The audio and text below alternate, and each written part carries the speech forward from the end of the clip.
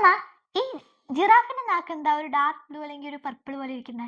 അതിനൊരു interesting reason ഉണ്ട്. പക്ഷെ അതിനു മുമ്പേ ജിറാഫിന്റെ നാവിന് എത്ര നീളം ഉണ്ടെന്ന് അറിയോ? നല്ല നീളമുണ്ട്. ഒരു 30-40 സെന്റിമീറ്റേഴ്സ് ഒക്കെ ഉണ്ടാവും. 45 to 50 സെന്റിമീറ്റേഴ്സ് വരെ നീളം ഉണ്ടെന്നാ പറയുന്നത്. അതായത് ഒരു ഹാഫ് മീറ്റർ നീളം. അതൊക്കെ ഓക്കെ. പക്ഷെ കളർ എന്താ അങ്ങനെ? അതിന് കാരണം വേറൊന്നുമല്ല. ജിറാഫ് ഒരു ദിവസത്തിന്റെ പകുതിയിലധികം സമയവും വലിയ മരങ്ങളിൽ നിന്ന് ഇലകൾ പൊട്ടിച്ച് കഴിച്ചുകൊണ്ടിരിക്കും. അവർ ഈ നാവ് ഉപയോഗിച്ചിട്ടാണ് ഇലകൾ പൊട്ടിച്ച് കഴിക്കുന്നത്. അപ്പൊ കൂടുതൽ സമയം ഈ സൂര്യന്റെ വെളിച്ചം തട്ടിക്കൊണ്ടിരിക്കില്ലേ, അപ്പൊ സൺബേൺ ആവാതിരിക്കാൻ വേണ്ടി നേച്ചർ അവർക്ക് കൊടുത്തിട്ടുള്ള ഒരു പിഗ്മെന്റ്, ഒരു കളറാണത്.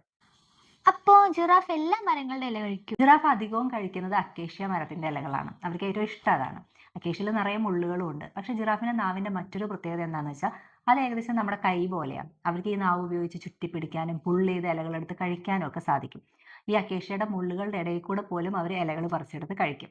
ഓ, അപ്പൊ നാച്ചുറൽ സൺസ്ക്രീൻ ആണല്ലേ? അങ്ങനെയും വേണമെങ്കിൽ പറയാം. നമ്മൾ കണ്ടുപിടിക്കുന്ന പല സൊല്യൂഷൻസ് ഉണ്ടല്ലോ, അതിനേക്കാളൊക്കെ സൂപ്പർ ആയിരിക്കും നേച്ചർ ആയിട്ട് കൊടുക്കുന്ന സൊല്യൂഷൻസ്.